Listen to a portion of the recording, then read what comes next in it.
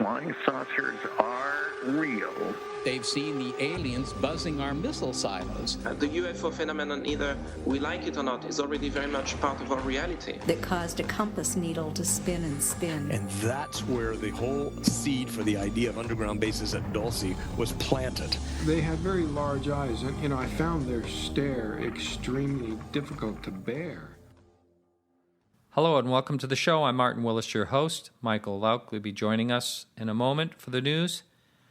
Again, from now on, we will be broadcasting our shows every Friday evening, 8 p.m. EST, which is minus 5 hours UTC/GMT, and that's on allnumber1broadcast.com.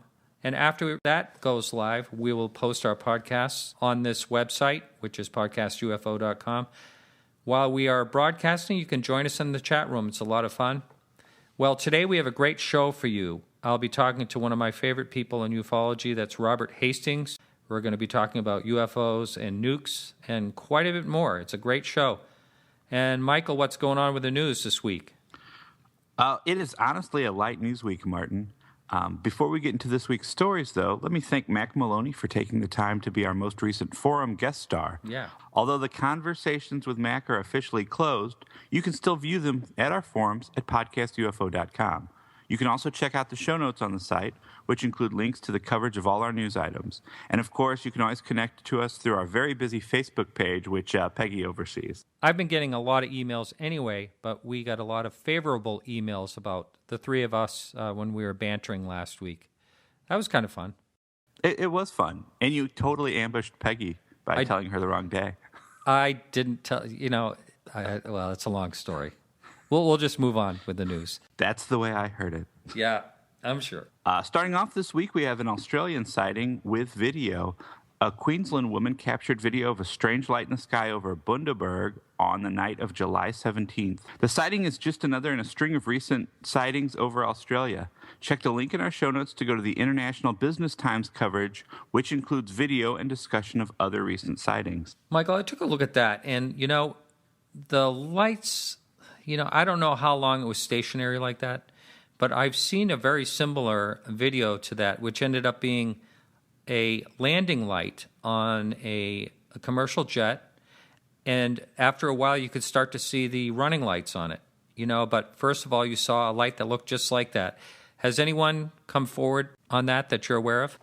Not that I have found, but I do know we have a lot of Australian listeners who can probably help us out with that. Yeah, and I put the video itself right in our show notes so you can watch it there. Remembering the Pascagoula incident. The website of the Sun-Herald newspaper, which covers the Biloxi, Mississippi area, recently ran a short remembrance of the 1973 Pascagoula incident. The article only covers the basics of the story told by Charles Hickson and Calvin Parker, who claimed to have been taken aboard an alien spacecraft. The story also mentions recent sightings in the area and discusses how local police now approach such reports. Yeah, now you're going to do a blog on that, aren't you? I am. It's been about 40 years, and this is one of the more famous cases, or at least it was at one point, and I think a lot of people now aren't quite familiar with it. It's two fishing buddies who had an encounter with alien beings who were not your typical grays. They were a little bit different. They were sort of porcupine-ish or something. Yeah, they had weird cone things for ears and nose or mouth or whatever things aliens have on their heads. Not going to win any beauty contests here, that's for sure. Well, not on this planet. Right. Okay. Artist returning asteroid to space. Kind of. Katie Peterson has been using an iron meteorite in her most recent installation, Campa de Cilio, Field of the Sky, and I apologize to anybody who actually speaks Spanish for probably murdering that pronunciation. She has decided that it would be inspiring, however, to launch it back into space, so she has arranged for just a piece of it to be placed aboard an unmanned cargo rocket heading for the International Space Station next year. I was trying to understand this. This artist took this meteorite, a perfectly good-looking meteorite. She made a mold of it, cut it in half, melted it, and then poured it back in the mold. Do you understand why? I think that would be because there is a modern theory that the process is the art. That would be my art school guess. I think that's what it is, because I will also throw in there that after dropping out of art school, I still prefer things that look like things. Paintings, drawings, sculptures that look like things. Yeah. So they're going to launch a piece of that up. What if it like lands on someone's head? And also, my understanding is it's just a very small piece of it. So I think the surrounding crashing spaceship that is landing on your head is a bigger problem. Okay, it's a little blip. Did you know that there was somewhere around 3,000 asteroids every single day that they discover? Every day? No, I did not know that. Yeah. It doesn't make me feel too secure. I don't know about you. I mean, does that mean they're going to find one like when it's zeroing in on us the last second? I don't know. Well, that is the easy way to find them. That's the easiest way.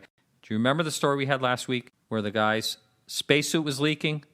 Oh, yeah. Yeah, I've got a clip. We're going to play it right here. And this is from Star Stuff podcast. We're going to play it now. Luca Parmitano was on a spacewalk outside the International Space Station when water suddenly began leaking into his helmet. The ABC's North America correspondent Michael Vincent reports he was unable to see, hear or talk as his colleagues performed an emergency retrieval. NASA's flight director described what it was like rather bluntly. Go stick your head in a fishbowl and try to walk around, he said. Initially, Luca Parmitano told ground control he thought it was sweat in his helmet. I see beads of sweat. No, it's not sweat. No, it's not sweat. Hey, Luca, can you clarify, is it increasing or not increasing? It's hard to tell, but it feels like a lot of water. Oh, I see. I see it now, wiggling. He says he doesn't understand where it's coming from. Ground control asks if he sucked all the water out of his drink bag. He says he has. FYI, I feel a lot of water on the back of my head, but I don't think it's leaked from my bag. Are you sweating? Are you working hard? I am sweating, but it feels like a lot of water. On only his second spacewalk, Luca Parmitano felt the water increasing. But where's it coming from then? It's too much. I don't know. It's a lot. That's in my eyes. Now with water in his eyes and his hearing affected, ground control terminated the spacewalk and brought him back inside. When his colleagues took his suit off, water floated away. The Italian astronaut was seen blowing his nose. So, Michael, did you hear him say the fishbowl, just like you said last week? Yes, because what else can you think of? Can you imagine, though, he couldn't see, hear, or talk at one point? And being stuck out in space? It probably really is one of the scarier incidents when you think about it in space. And I mean, I realize there have been tragic crashes and things, but to just think that there you are, you're not even in a spaceship anymore. You're just in your spacesuit, and there's something very wrong with it. I mean, it literally is the stuff of like science fiction movies. Right. And finally, media coverage of the 2013 MUFON Symposium has been a bit sparse. The Las Vegas Sun has posted an article on their website on the event and two of the attendees.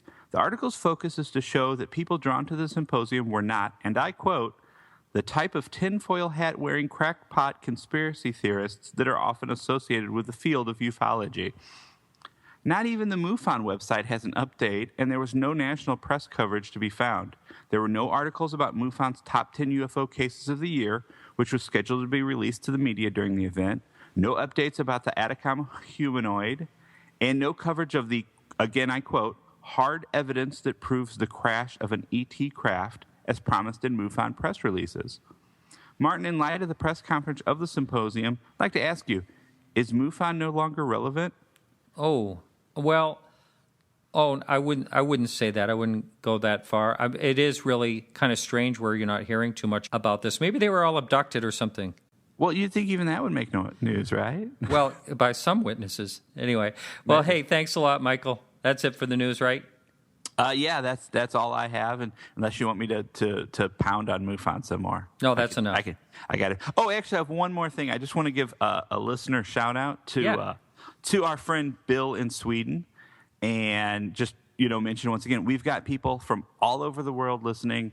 So connect with the community. Either come over to the website, join the forums, meet up with us on Facebook, or the chat during the show Friday nights on the alloneBroadcasting.com website, and I'm going to try to be there this week. I know Martin's always there, and you never know who you'll run in, literally, physically, digitally run into when talking about Podcast UFO. Now you can listen to a short clip by Kerry Whitehouse, and right after that, Robert Hastings. Thanks a lot, Michael. Thank you.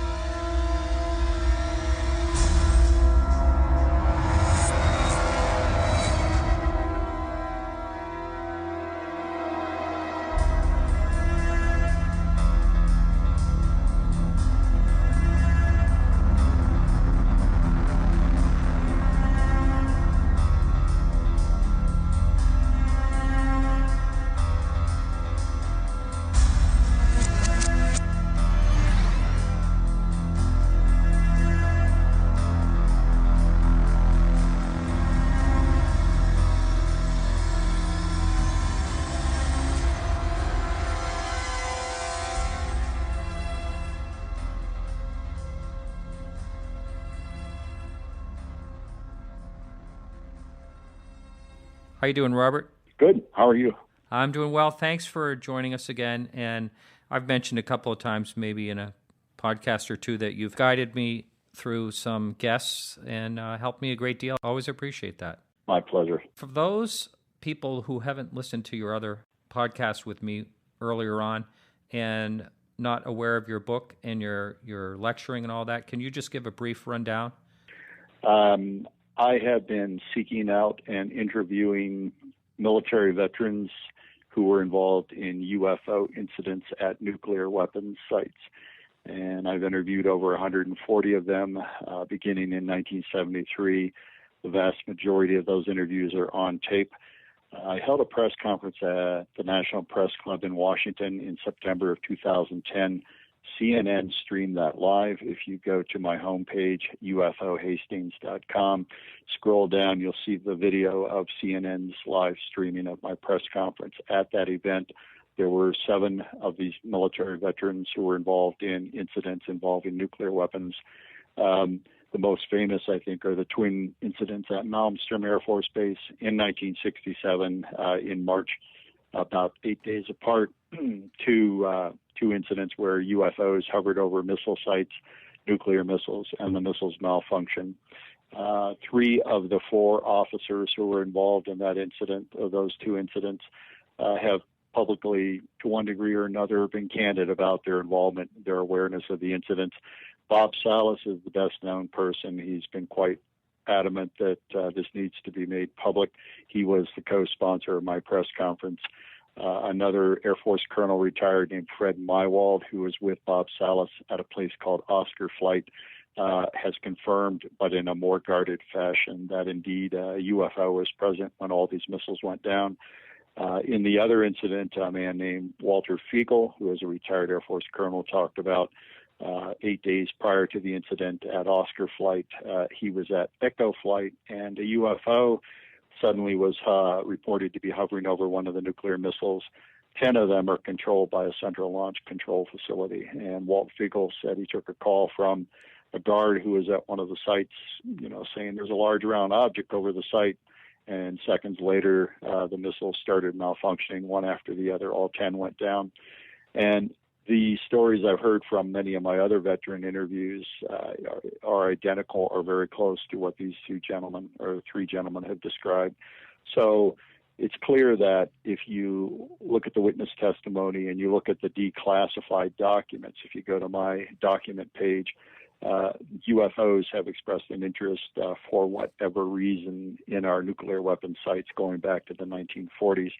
By 1981, I felt I had enough of a credible case to make publicly, and I felt very strongly that the public really needs to know about the reality of this, that it's not science fiction, that this is being kept from the American people and the rest of the world. I went out on the college lecture circuit to try to basically wake people up. And I've spoken at over 500 schools now all around the nation, as well as Oxford University in England, in which I just present the documents, the declassified documents and the witness testimony. So that's what I've been doing now for basically 40 years. Right. Well, I want to talk a little bit about the press conference, CNN, and a little bit about that. But first of all, I know that you listened to the UFO debate that I did with Seth Shostak, I don't know, maybe a year ago or so. And there was a part in that where he says it's absolutely silly that UFOs are around the missile silos. And I even have that in a little clip of that in my intro of my podcast. What do you say to that argument? Well, Seth Shostak is just like the vast majority of scientists, with all due respect to their own expertise in their respective fields. They haven't studied the UFO phenomenon. They've never reviewed the data. Their noses are up in the air. They think this is beneath their dignity. They think this is foolishness. And so they won't touch it with a 10-foot pole. With the exception of a handful of scientists over the years, it's considered, a taboo subject.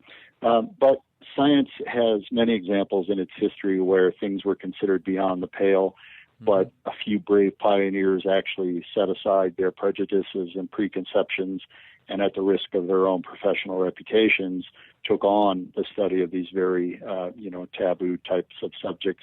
And that's how science has advanced. It's clear that the UFO phenomenon is real if you look at the data that are available. For example, the empirical radar data.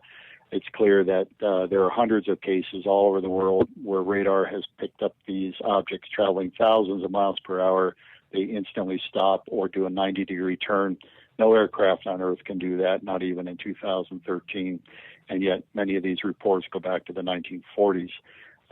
So the data are there. The scientists, at some point, one or two brave people will take the bull by the horns and make some effort to study this. One of the few people who did in the late 1960s, the late Dr. James McDonald, did study UFOs. He was invited to speak to Congress at a hearing on the subject of UFOs in July of '68.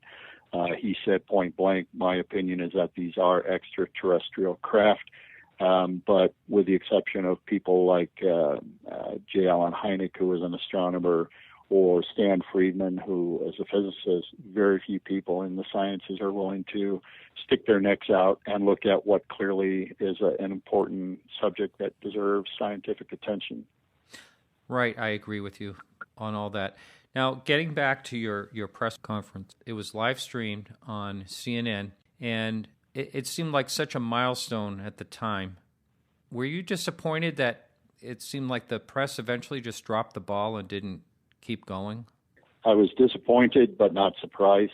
Bob Salas and I knew that we would get some attention. We didn't know how much, but at the press release that I sent out in preparation for the press conference about 10 days prior to it went viral. One could do a Google search with the title of the press release, and at one point there were 2.4 million results.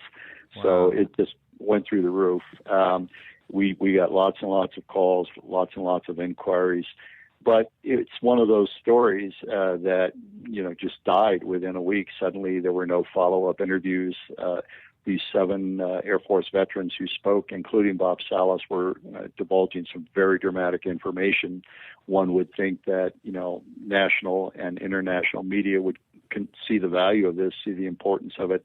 I mean, you basically have persons who were entrusted by the U.S. government to start World War III. If the President of the United States had issued a launch order to attack the Soviet Union during the Cold War, some of the people that were speaking at my press conference were the people that would have turned the launch keys and started World War III. So they're quite credible. They were considered, trustworthy by the government to do that very important, horrible task if it had ever happened. And yet now over 100 of them, 140 missile officers, launch officers, targeting personnel, missile maintenance people, missile guards are now coming forward and saying UFOs maneuvered around our missiles, and on some occasions the missiles malfunction. And yet, not surprisingly, I guess, but at the same time, one wonders why it didn't happen. No major news organization anywhere in the world did a follow-up. No one approached any of these 7 individuals for follow-up interviews. Unbelievable. So, it's just one of those things that I think until, something ultra dramatic happens, some sort of display put on by whoever are flying UFOs, that leaves no doubt in anyone's mind that this is real. I think the vast majority of the media are just going to consider this, like a slow news day story. Oh, well, no real news. Let's do a UFO story. Mm-hmm. At the symposium I just went to recently, there was a person that was in the audience that got up and asked the panel a question. He said to them that they must be frustrated with all the work they've done and with little changes over the years, and what keeps them going. So I would like to ask you that same question. It's clear that the information that I have pried loose from these ex-Air Force officers and enlisted men is dramatic. It's important.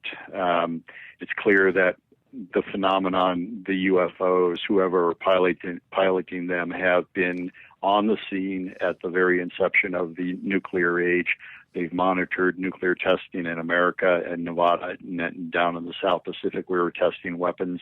I've got multiple witnesses saying they've seen objects flying around right before the nuclear tests. We now know declassified documents from the former Soviet Union. Nuclear sites in the USSR were being visited repeatedly year in and year out. So it's clear that whoever they are have an interest in our nuclear weapons. So at the very least, what I'm doing is by taping these witnesses and on audio tape and soon on videotape for a movie I'm making, these very important eyewitnesses will be at least on the historical record. They're now in their 70s, in some cases their 80s. They're not going to be around forever, but their tape testimony will be. And so when this story finally breaks and when historians go back and say, what was all this about? And when did this start and so on, there will be a historical record that they can refer to. I'm hoping, I'm 63 myself. I'm very pessimistic that I'll live to see the big announcement from Washington that all of this is real. Hopefully I will, but I don't think there is, any guarantee by any means. But the work that I'm compiling, the database will be around long after I'm gone. I just mentioned the same thing in our last podcast, that I don't think I'll be around, maybe not, and I'm okay with that. But we'll talk a little bit about your movie in a minute. But the question comes to mind is, if you had to theorize why they're tampering with, I know what I'm thinking. I'm thinking that they're trying to keep us from blowing each other up. But what would your thoughts, or have you heard any, besides your own thoughts, have you ever heard any theory that was really intriguing to you? That is my opinion, that whoever they are, it's like a mother watching a child about to burn itself on a hot stove and pushes its hand away. I think whoever they are, they've looked at the situation since World War II. For the first time, humans have weapons that can not only destroy utterly civilization, but we could radioactively pollute the planet for a long time to come if we, detonate thousands of nuclear weapons. So whoever they are, I think, are just sort of working behind the scenes. They're making their presence known both to the U.S. military and the Russian military. Anyone who has nuclear weapons have had these experiences. There's French nuclear test testimony from people who saw UFOs during French tests. I'm sure anyone who has weapons of this type have had these experiences. But as I tell my lecture audiences, even though that's my opinion, what's going on, I have no inside track on the truth. And if one is to look at all the options, all the possibilities to explain for what's being described by these military veterans, I say at the other end of the spectrum, you could say or theorize that this race of beings from somewhere else does not have humans' interests at heart. And let's say they're planning to invade and they don't want to inherit a radioactive planet. So, you you have to look at the whole range of possibilities. I don't think that's the case, but you never know, you know. Well, they still got a lot of cleaning up to do. Oh yeah, I mean we've polluted the site, the planet horribly already with plutonium manufacturing and so on. Yeah, absolutely. So why don't you tell us about your movie you have planned, or is it in production? It's just now entering into production. Yes, I'm not at liberty to identify him, but about a year and a half ago, a very well-to-do individual who believes what I'm doing is important has decided to fund my research and to provide funding for a documentary film. And that's great. It's going to be hopefully completed in the spring of 2014. Next month in August, we're flying 6 or 7 of these veterans to Albuquerque to videotape interviews with them. I'm gathering documentation of one kind or another that will appear in the film. And once we have a finished product, so to speak, then we'll start approaching the television networks, and hopefully someone will buy it, somebody will air it. And then the way these deals work, you know, you can keep broadcasting it on various networks over time. So hopefully this will get wide exposure sooner or later. That's great. I was just saying the other day we need another Lawrence Rockefeller out there to, you know, fund some of these things. Can you be more specific about what the movie is about in general? Well, it was 90 minutes in length, and I've scaled down the script so it's going to be just under an hour, as it will appear when broadcasted. Basically, I think it's important to go back and look at the story from the beginning. And so I present documents that have been declassified through the Freedom of Information Act from the FBI, the Air Force, the CIA, that confirm as early as December of 1948 UFOs, what are described as flying discs or flying saucers in the documents, suddenly began to be sighted around Los Alamos, which is where the atomic weapons were first invented, at Sandia Labs in Albuquerque, another nuclear lab, at Hanford site up in Washington, which produces plutonium, at Savannah River, at Oak Ridge, various nuclear weapons-related sites. The documents clearly established that not long after the end of World War II, these craft began to appear on a semi-regular basis at all of these nuclear sites. And then I very quickly show excerpts from the press conference, the CNN streamed press conference that I held in 2010.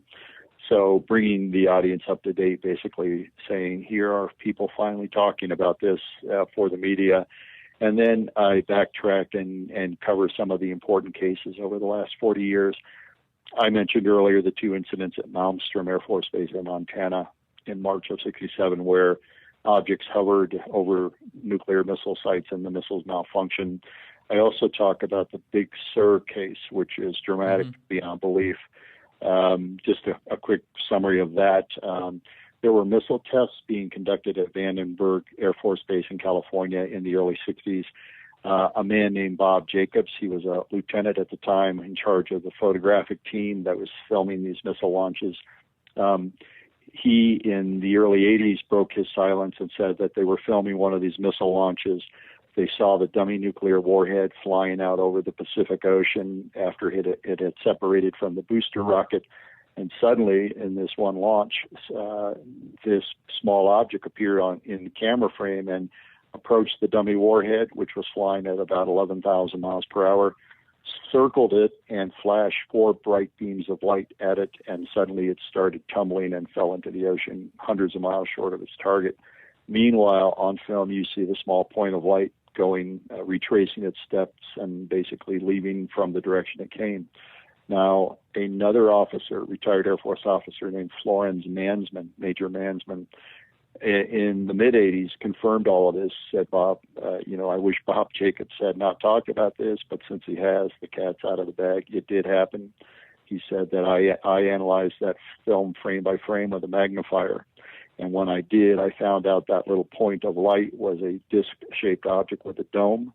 He said you could see it rotate on its lateral axis right before each beam of light emanated from it. and it describes it in great detail. Major Mansman said that the CIA sent two, you couldn't call them agents, but employees, two CIA employees who picked up the film and took it back to Washington, and it's not seen the light of day since. So what you have, bottom line, with this case, the Big Sur case, is photographic evidence, according to these two retired Air Force officers, that a UFO, in effect, shot down a dummy nuclear warhead with beams of light in flight. So it's basically the same kind of feat that the UFOs are performing when they hover over the missile sites and the missiles are disabled, except in this particular case, the dummy warhead was flying at 11,000 miles an hour. Quite clearly that their technological prowess is orders of magnitude beyond anything humans have. Absolutely. If only someone could get their hands on that film. I'm sure it exists somewhere. Oh, yeah. It probably went to what's called NPIC, the National Photo Interpretation Center, which is part of CIA.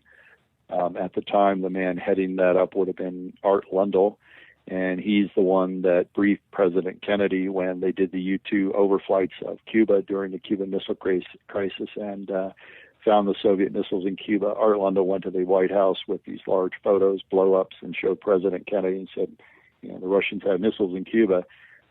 His group, NPIC, which he founded, I'm sure was the group within CIA that did the analysis of the film. But various people over the last 20 years have tried to use the FOIA, the Freedom of Information Act, to get the film rather. And, they just played dumb.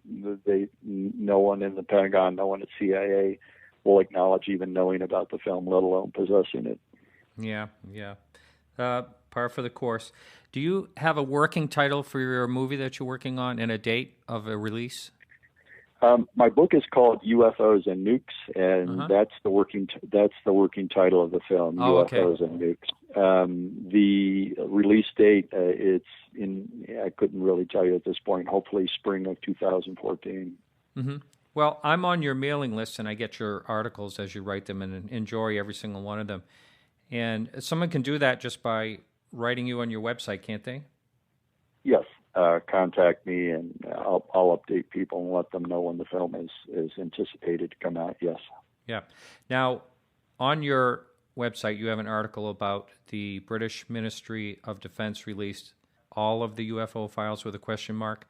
Can you talk a little bit about that? That's an interesting article.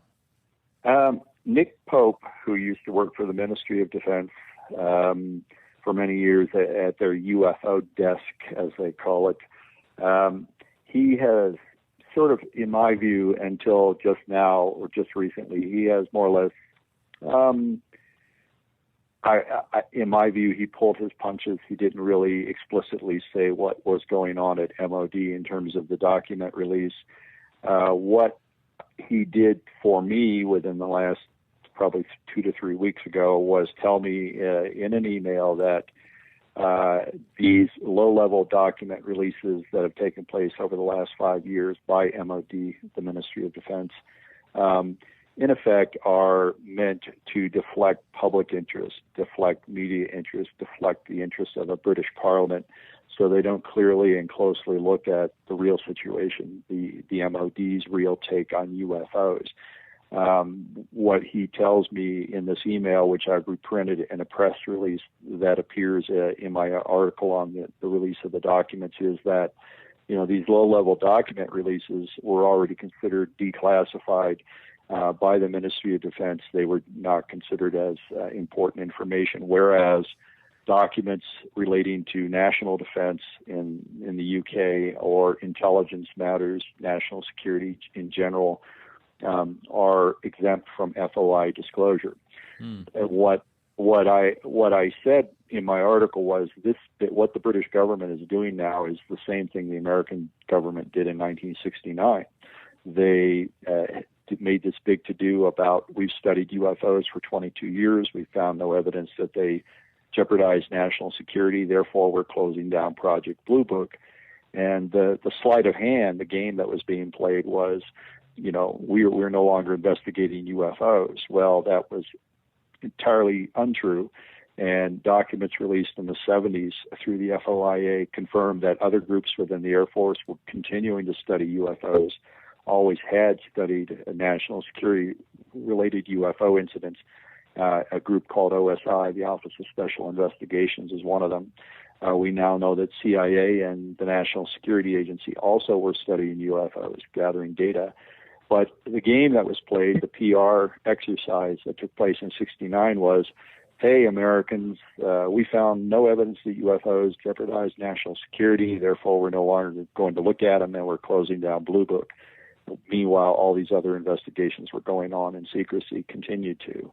And that's the same thing the British government's doing now. And Nick Pope, basically, when I sent him the draft of my article, I was expecting him to kind of push back and contradict what I was saying. And much to my surprise, he writes this very explicit statement, which appears in my press release and my article at my website, saying, yes, these low-level document releases are designed to deflect media interests, the interests of the public and the Parliament, basically to get those, the British public off the MOD's back. And that's the first time he's been that candid about all of this. So I felt it was worth a press release. I paid $500 to issue that, and it got widely picked up all around the world just in the last 2 weeks. Wow, that's great. Now, you had a little bit of a beef, if that's the word I want to use, with the recent citizen hearing on disclosure. Are you up for talking about that? Sure. I've got an article, again, at my website. I don't remember the title of it off the top of my head, but it does talk about the citizens hearing disclosure conference that Steve Bassett hosted back in May, late April, early May, I think it was. Basically, what I said was he had pestered me to be a part of that. Bob Salas and 3, I think it was, of the other ex-missile people who I had interviewed over the years did decide to attend and address it. I chose not to because, in my view, Steve Bassett is a grandstander. He loves the spotlight. He, in my view, does more damage than good because he refuses to vet his witnesses. He has credible people, mixed in with people who clearly are not credible, in my view. And it brings down the quality of the data down dramatically. Leslie Kane, who is even more conservative than I in our approach to the study of the subject, she also refused to attend. So I have an article saying that I just felt that if I have credible data I've developed over decades, if I'm presented in a forum with other less than credible data, then it undercuts the credibility of what I'm attempting to do. So I declined to be involved.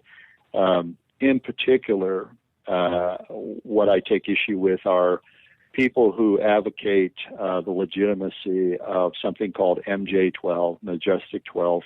I'm one of the people in the late 80s who exposed that as a hoax, actually a disinformation scheme, where we actually found forged documents being forged at OSI, Office of Special Investigations, at Kirtland Air Force Base in New Mexico. A man named Sergeant Richard Doty was working with another man named Captain Robert Collins. They basically suckered Linda Moulton Howe. They fed her a bunch of bull. They gave her forged documents. Linda is one of the most gullible people I've ever met. I've talked to her. I've seen what she's written about publicly. She really, just muddied the waters immensely by publicizing all of this crap back in the early 80s, and the ball is still rolling. And even at the citizen hearing, she was talking about the supposed MJ-12 related document that was legitimate in her estimate. And yet the people who studied that and investigated have found like 50 or 60 flaws, factual errors in it that clearly prove it was a hoax. So long story short, I just didn't want to be sitting there presenting my information, which is credible and documented. At the same time, Linda Moulton Howe and other people were talking about this already exposed nonsense as if it were real and worthy of public attention.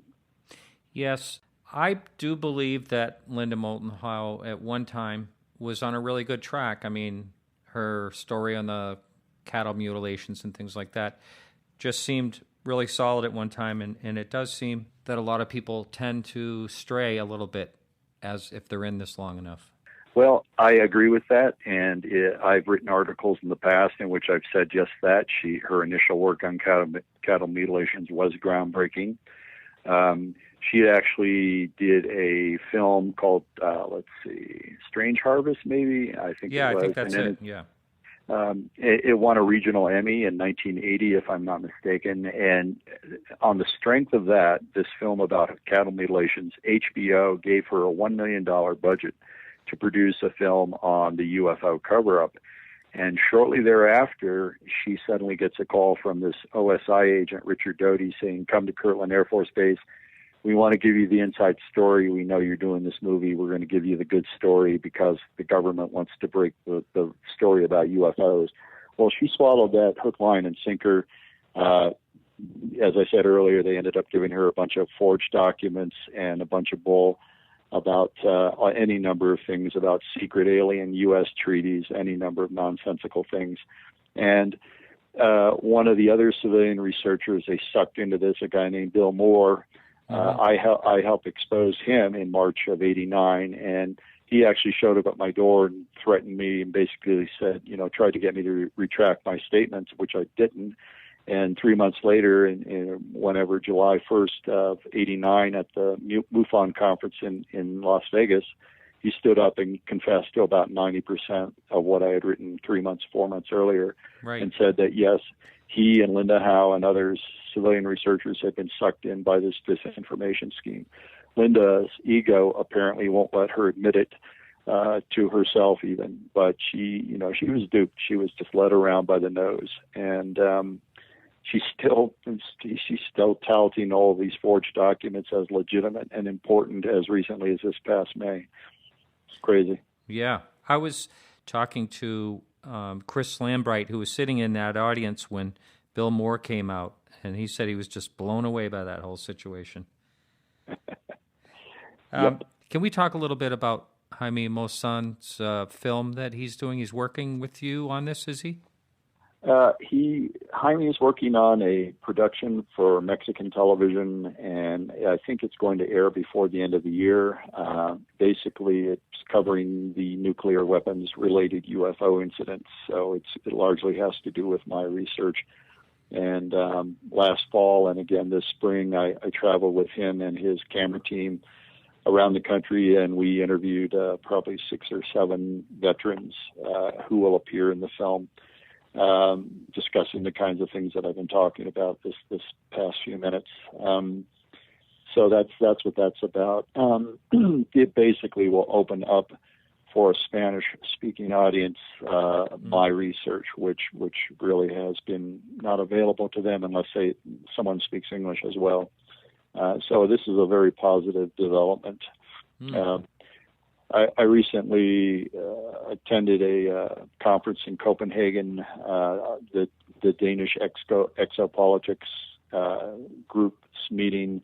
I've done a similar meeting in Stockholm, Sweden, and also spoken down in Brazil at a UFO conference back in '09. I'm trying to get as many people around the world, non-English speakers, tuned into the fact that this is all real, that UFOs are interested in our nuclear weapons, and try to, spread the word, so to speak. So this film that Jaime is working on will be an excellent way to do that for the Spanish audience. Yeah. On sort of a related topic, has there ever been any sightings over nuclear power plants? Oh, absolutely. And in my book, UFOs and Nukes, it's available at my website. It's available at Amazon if you want to pay scalper rates. They buy it from me and resell it for 3 times what I sell it for. But if one goes to my website, you can order the book. And one of the appendices I have, I don't know, maybe 10 pages about cases involving nuclear power plants where these objects have hovered over power plants, going back decades, in fact.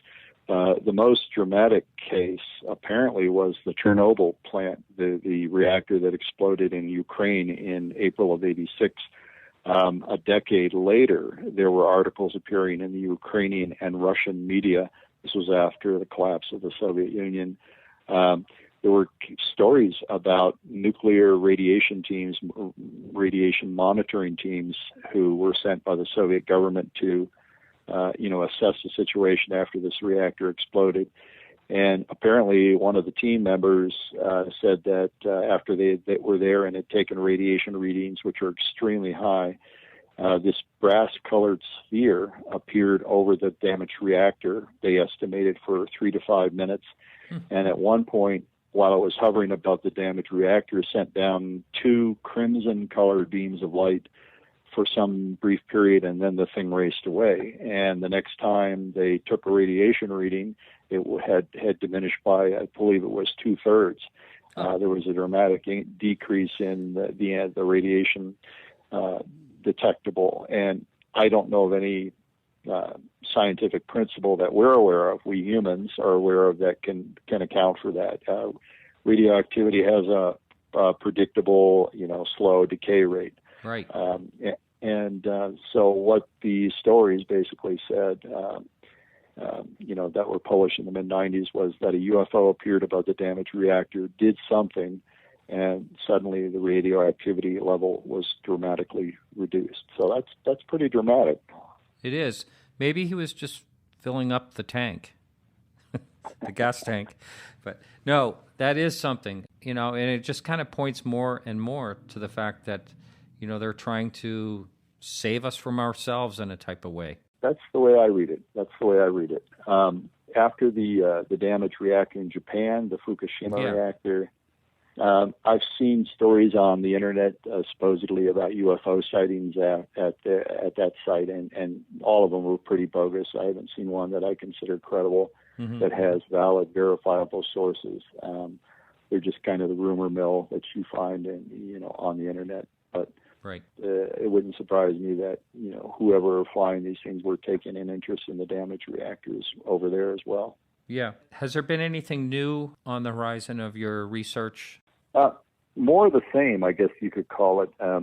In September of 2012, not even a year ago, there were reports around Oscar Flight, where Bob Salas was back in '67, local people in the town of Roy, which is basically surrounded by Oscar Flight, the 10 missile silos operated by the Central Launch Control Facility designated Oscar. A woman named Jennifer Steyer filed a report with the sheriff's office, Fergus County Sheriff's Office, saying she'd seen 2 V-shaped objects silently flying very close, wingtip to wingtip. From her vantage point, they were coming from this one missile site. I think it was 03. I'd have to look at my notes. But when I read that, I went up there and interviewed several people around the town of Roy, and everybody in this little town, who came and sat and talked to me, had seen UFOs flying around the missiles around the town just within the last year or so. And intriguingly to me, several of them said right around the time Jennifer Steyer saw these 2 V-shaped objects, there was a dramatic increase in military police patrols, Air Force police patrols, as well as the appearance of these missile maintenance vans. They're a very distinct-looking type of van with all sorts of equipment in it that they fix routine issues involving the missiles. Well, suddenly, right after this sighting by Jennifer, there was a dramatic increase in these maintenance vans all around the town of Roy and the missile sites surrounding the town. So that tells me there's a very high likelihood that whatever went on in September of last year may have impacted the functionality of the missiles. And suddenly, there had to be lots of repairs made is what I'm driving at. Mm-hmm. If indeed that happened, that would be, a very strong echo of what Bob Salas describes having occurred back in '67. I go back and forth on whether I think the government knows anything, or whether if part of the government might know something, or if maybe the government knows that they don't know, but they don't want us to know that they don't know, type of thing. What's your opinion on that? Well, clearly, based on the field reports, the military police around the missile sites, the missile launch officers, the people that are involved in these very sensitive national security incidents, the people who take their statements, OSI or their missile commanders, that information gets kicked to a higher level. Who knows where it goes? Who knows how many people see it? These very sensitive incidents are need to know. I mean, you could have a top secret clearance, but if you don't have a need to know about these kinds of incidents, you won't know about them. So it's difficult to say how many people at the Pentagon or the CIA really have a good handle on what's going on, but some number of people know. The people at the field know it, when they're standing there and they see a large disc come and hover over a missile site, and suddenly the missile malfunctions, they know it's real. They're sending their reports to someone at a higher level. They know that these people are serious and they're not hallucinating or lying. So, but who knows up the chain of command where the data finally ends up? It's difficult to say. And if you look at radar data, there are many, many, many cases where these objects are being tracked on radar, doing these amazing things. They're being chased by jets. I have a whole chapter in my book devoted to interviews I did with radar personnel at Malmstrom Air Force Base who said, we were tracking objects that, could cover 200 miles in the blink of an eye, doing zigzag maneuvers the whole time, and, flying far faster than our fastest aircraft, the SR-71. And, so someone is collecting that radar data. It's going somewhere. It's being considered real. So that's the best way to describe it. I think, when you look at the total number of people involved in the military, a very small percentage of them are really tuned into, have access to the data. Going back to Stephen Bassett's mantra, more or less, do you think that there will ever be a disclosure, or do you think that enough of the government would even know to make a disclosure? I think it's a question of time before it happens. I think, unlike Stephen Bassett, I don't think that, even if 3/4 of the American people say, tell us the truth, they won't tell us the truth unless they're good and ready to. So what he's engaged in is kind of a fool's errand, in my view. Yeah, I want to know the truth like everyone else, but, all the efforts over the last 70 years, people petitioning and holding, petition drives and congressional hearings and all of the things that have been put forward to try to bring the truth out have just, met with the stonewall. And it's not changed. There's no evidence the government's getting closer to telling the truth based on any indicators I've seen. So sooner or later, the story is going to break. I think it is likely that whoever are aboard these craft are going to up the ante, so to speak. They're going to suddenly kick things into high gear and put on some sort of worldwide demonstration that makes it clear there will leave no doubt in anyone's mind anywhere that this is real. But will any government take the bull by the horns and come forward and get the ball rolling? I doubt it. There's a former CIA employee, Victor Marchetti, high-level employee. He broke with the agency in the early 70s. He felt the agency was doing criminal activities, and so he left CIA. But at one point, he wrote an article called How the CIA Views the UFO Phenomenon for a magazine called Second Look. This was in May of 79. And he said, based on his knowledge of what the CIA knows about UFOs, quite clearly there is a cover-up. He said there were persistent rumors, very sensitive stories about crashed UFOs, multiple UFOs crashed, some of which had been shot down, according to Marchetti.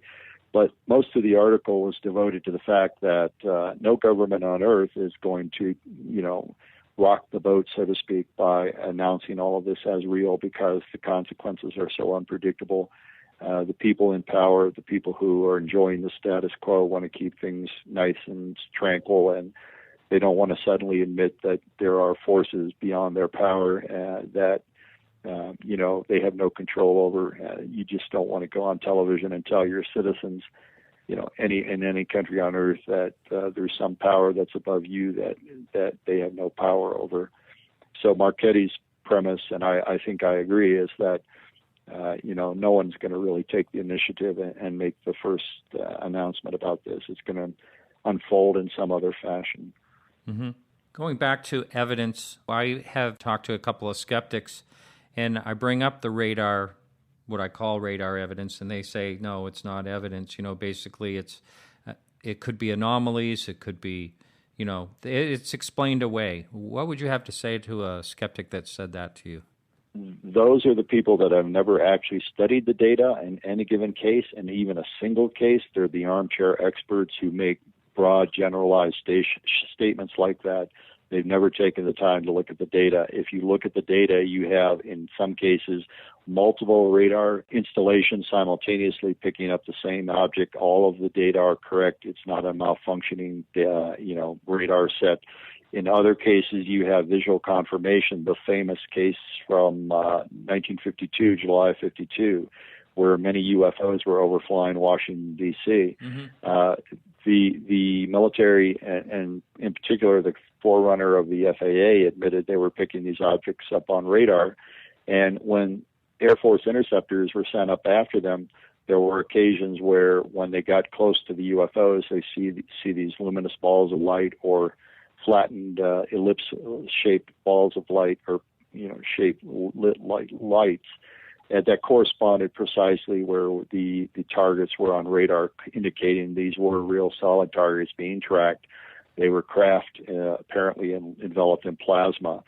So again, people like Seth Shostak and all of the other armchair experts, it's easier for them to shoot from the lip and make statements like that. It alleviates them from actually sitting down and studying the data and finding out they were wrong. And, they've been making fools of themselves for decades now. So that's how I would respond to those criticisms. Well, I love it.